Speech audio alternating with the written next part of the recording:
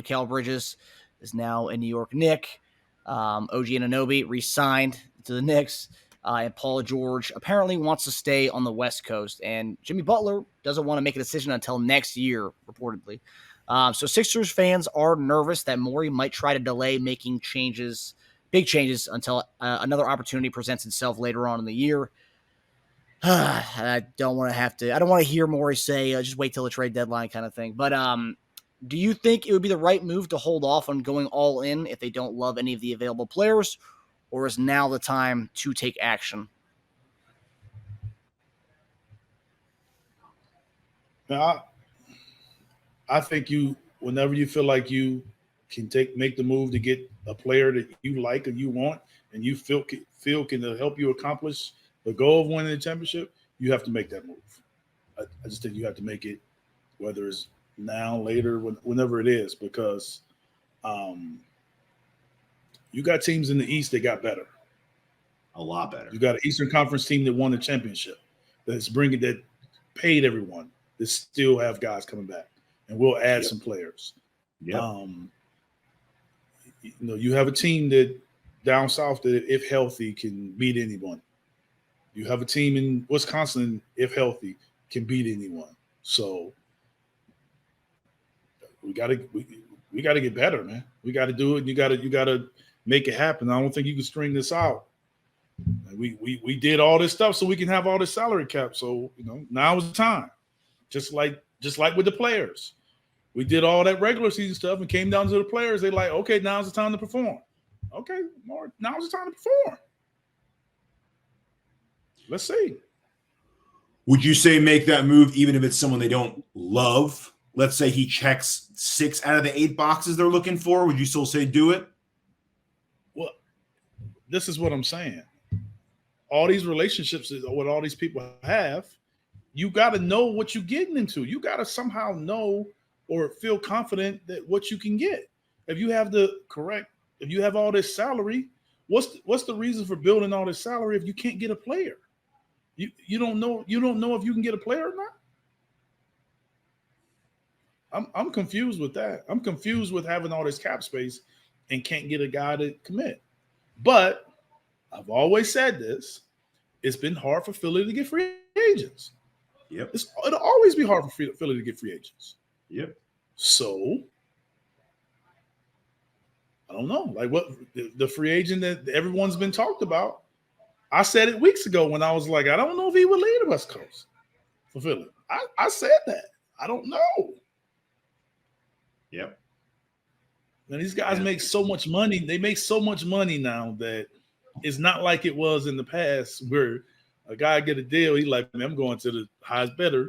Whereas now them guys could take a couple million less and be good. Yeah. It's more about the year. It's more about the years now. The years and where they live, where they want to be. I mean, it's not like. Here's the thing about it. It's not like we have a team that's. And this is just my perspective of conversations that I've had with other people. Okay. You have teams that people feel like they're right there at the cusp of winning the championship. I don't think people feel like we're there. They feel like we're below those teams that are on the cusp of winning the championship. So from a player's perspective, if you're taking that money and you're going to Philly and now all those expectations are there, are you able to go there and do any better than they've done the last few years? Get past the second round. What player can we go get that's a free agent right now that you feel like we as close to a lock of getting out of the second round as ever?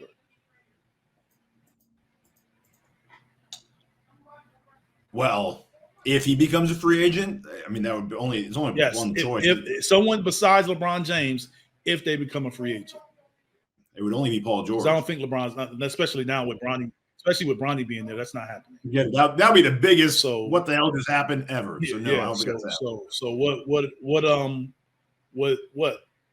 who? I'll give you two names. Two. You can name two people that fit the cap. You know the cap. Two people that you think could fit the cap that you feel like we're locked to get past. You're saying adding both of them? Mm-hmm.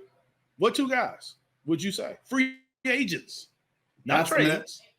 That's the problem, though, is that if we do get George, we're not going to have enough for the second guy, I think. That's the problem. That's what I'm trying to say. That's what I'm trying to say. I would say any combination of George, KCP, or George, even Clay. That'd be a great 2 addition. That can't happen unless George takes a cut. But if he's taking a cut, he's going back to LA. So like, what was the point? So unless he wants that extra year that bad, and we're like, look, we'll give you an extra year. You got to share like $7 million off this next year's contract for us to get KCP. I don't think he'll do that, honestly, especially when he's going around saying his highest priority is in a championship. So, but hey, here's the thing, though. The Knicks didn't do that. That's not what the Knicks are building, right? I mean, that's not what the Celtics necessarily did. So do we have to go for the best guy, or you just go for the best deal and the good fit? Because then you're cooking a little more, right? So yeah, but that's the thing about it. But that's the thing about it. That's what the Harden deal was. We did make deals to do it. Yeah, yes. We still ended up in the same place. I know. We did go get Jimmy, and we ended up in the same place. Yeah. Yeah. I think if that team stuck together, I think we would have made more moves, but that's a what if. So the issue more than anything is, and I don't want to say that we passed our time, because I think it's still capable, is the years that we were supposed to be there, it didn't happen. Mm-hmm. That's the most frustrating part. We were supposed to have at least 2 finals, maybe one guarantee final. Because based on what you was doing. So now it's like we're still searching. We had a guy, Maxey, come and exceed everyone's expectations. So now you're like, okay, we got both of these guys. Now what are we going to do? I don't know. We still got those 2 guys, but we still don't know what we're going to do. Yeah, so it's a tough situation. I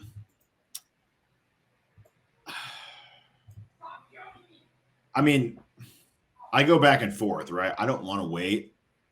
Holding off, I can see his logic for it. But then if I were in the room and he was like argue against me for waiting, being the smarter move, if I'm not in love with any of these guys, the Ingrams, the Jeremy Grant, if I'm not in love with these guys, sell me on waiting or sell me on not waiting. And I would say, first of all, how do you plan to sell that to Joel, who you already said punt last season for this season? How do you sell that to Maxey, who you talked out of doing an extension last year to hold off for this year because you wanted us to have as much money as possible? How do you sell it to ownership, who you promised the promised land to? And that's not even including sell it to the city and the fans. They don't give a crap about that. But yes, that would be the fourth. How do you sell it to the city and the fans who you said all season, judge me later, judge me later? Well, you keep kicking the can. How can we ever judge you, right? And I get it from his perspective too, because it's all the pressure and it all comes down to this moment. And he has to sign his name to this and be like, this is my championship plan. I want X guy. I want Y guy. I want Z guy. This is who it is. Even if he's not totally sold behind the scenes on these guys, he can't go out into a press conference and go, yeah, we traded for Ingram. He was the best guy out of the available. I don't love him, guys, but this is the best I could do. You know, it's not like your dad coming in and being like, couldn't go to Hawaii. We're going to Santa Monica Beach instead. It's the best I could do on my budget, guys. Sorry, he can't say that, right? Like he's got to be like, this is the plan. This is what we did it for. Ingram's it. Jamie Grant, whoever it is. This is it. This is our team. This is what we've been waiting for. This is our championship roster. He's got to sell it like that, even if he doesn't truly believe in that. So later on, When shit hits the fan, if it doesn't work again, they're going to be like, well, you told us this is the championship team, Daryl. You said this was it.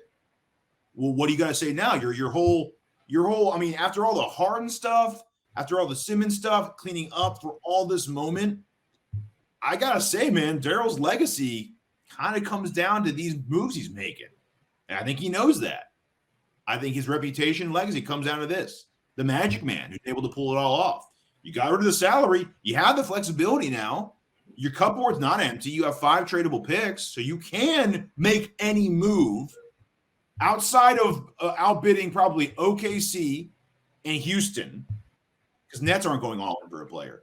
OKC and Houston are 2 teams with more assets and the capability and the good enough team to compete right now to beat us out on any trade.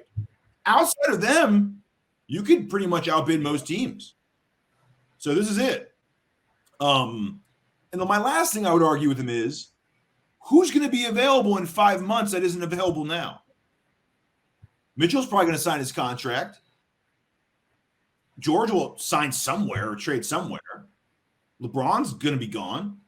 But Butler, who said, I'll wait till next season. So you're going to wait till next season for a maybe on Butler, a 36-year-old Butler? That's who you're going to wait a year for? Or Durant? And who knows, if the Suns look decent this year, they're not going to trade him.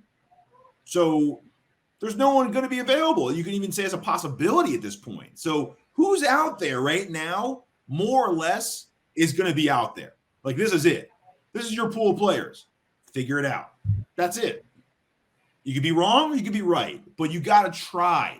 You can't keep saying, nah, I'll hold off. You can't keep doing that. I mean, unfortunately, you just got to make the best plan possible with what the hands you're given and then go from there. Daryl's a chess player. If you don't like the move, you still got to move. You can't just scrap the game and say, we'll play later. No, like this is the board, dude. Like, you got to make your move. Like, that's it. One thing he also said too in the press conference is our plan is to have the best team in the East next year. So saying that doesn't sound like he's going to kick the can. It sounds like he thinks there's a way out of this to have the best team in the East this year. Whether he delivers, I don't know, but it sounds like he's making the move.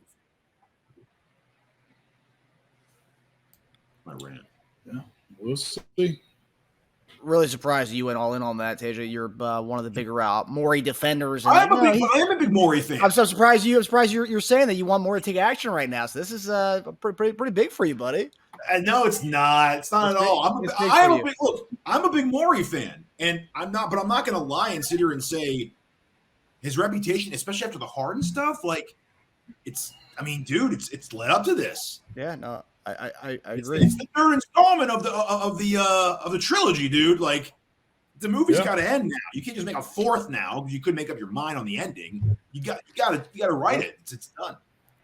Is there anything we can pull from what the Knicks did with Bridges? You know, trading. I know some people said, "Oh, terrible trade." They traded so many first-round picks for Bridges, but it seems like Utah is entertaining trade offers for Lauri Markkanen, and I want to get your guys' opinion on, let's say we did send a Mikal Bridges type deal to Utah for Markkanen. How would you guys feel about that?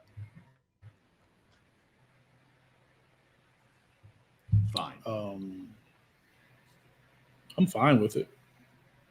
Fine. I mean, I'm fine with it. I mean, I still think you need more, but I'm fine with that. Yeah. I'm fine with it because in the assets you lose, you gain financial flexibility. So I think he makes 17 next year. We'd still have like 43 to spend. You could hypothetically still get a KCP and get another $20, $25 million a year guy. So that's a lot of flexibility to have. And then trade Paul Reed for a $15 million player. So you can build up a great roster and be like, all right, well, our cupboard's empty. But that's your team. It doesn't matter. That's your team for the next 5 years anyway, because we're going to be so far over the cap. You're going to have some minimum. The bulk of your team is going to be minimum players. Yeah, so realistically, you'd have Maxey, Lauri, Embiid, McCain, Bona, KCP. Another guy with another 15 to 20 million to spend. I don't know who that would be. The Paul Reed trade for, let's just say, DFS, Finney Smith. And then you re-signed Oubre for the MLE. And they think they can get Batum back. That's 10 right there. They still think they can get Lauri back. That's 11. That's a pretty balanced, good team right there. I'd be okay with that. And that's more of a Boston, New York type team too, by the way, right? But you're able to do that if you get a guy. That's what I'm saying. That's Boston, Denver. That's what people are doing now. They're getting teams where they're pretty much saying, we're going to win this thing with 7 or 8 guys. You just better hope they stay healthy.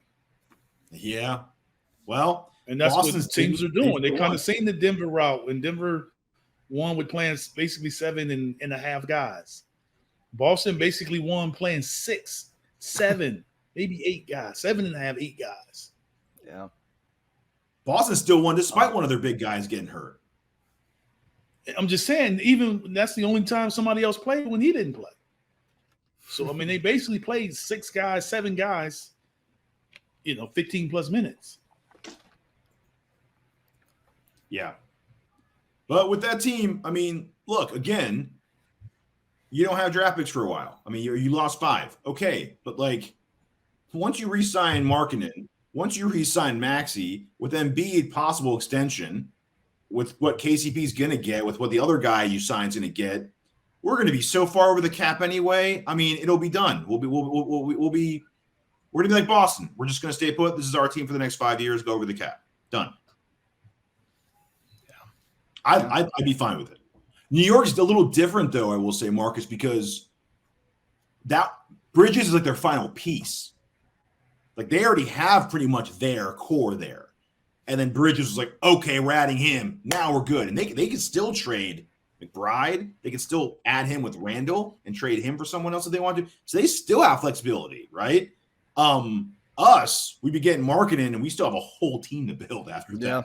So it's a little different. I don't know which one you'd rather have, but there is a difference there. We still have to overpay guys to come here, whereas they got guys on really good contracts. Same thing Boston did. They got White on a really good contract. They got Kate Porzingis before he got his monster deal. So,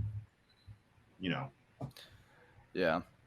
Well, I mean, I know a lot of Sixers fans were making fun of the Knicks for sending so many draft picks to Brooklyn, but if we did that for Markkanen, I'd be very happy about it. So yeah, I mean, people, I didn't really necessarily think it was a great pick for what they all gave up, but it's a great fit for the Knicks. Even though I do think it was a lot, but it's still for them, like Teja said, they feel like that's the final piece for them to feel like they're a true contender.